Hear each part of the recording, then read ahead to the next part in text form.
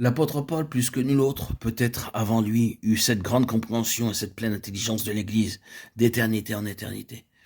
Il entra dans la compréhension des conseils divins avant que le monde fût, et vit l'Église dans le cœur et dans la pensée de Dieu. Il entra dans ces choses et la vit dans la consommation des âges et des âges à venir. Il reçut de merveilleuses compréhensions de l'Église. Et parmi toutes les choses qu'il déclara, les plus hautes et les plus profondes, l'expression la plus complète de la signification et de la vocation de l'Église est contenue et résumée dans cette expression. Or, à celui qui peut faire, par la puissance qui agit en nous, dans l'Église, infiniment au-delà de tout ce que nous demandons ou pensons, à lui soit la gloire dans l'Église et en Jésus-Christ, dans toutes les générations, au siècle des siècles. Amen. Éphésiens 3, 20, 21. La gloire dans l'Église. Quelle gloire!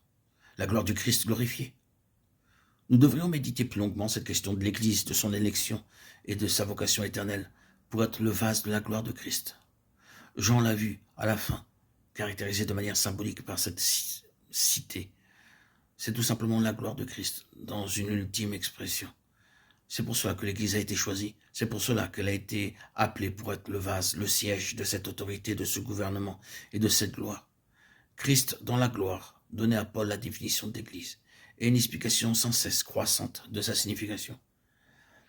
C'est ce qui lui donnait ce souci pour les églises. Personne ne mettra en doute que Paul eut un immense souci pour les églises.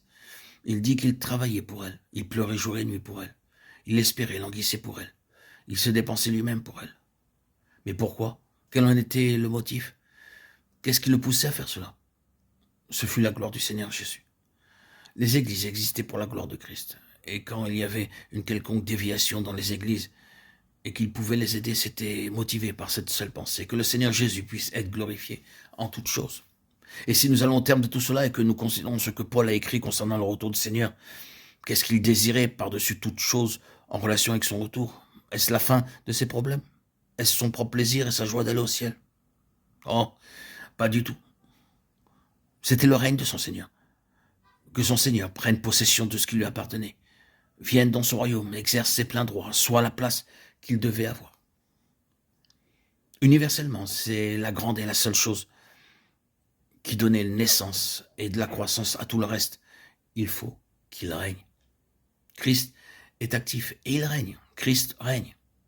En plusieurs occasions, il est dit que lors de son ascension, il s'est assis dans le ciel. Le Fils s'est assis à la droite de la majesté divine dans les lieux très hauts. Hébreux 1, 3.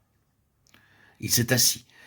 Mais si vous remarquez dans les passages où il est dit qu'il s'est assis, c'est invariablement lié à son œuvre rédemptrice qui est terminée. Elle est accomplie.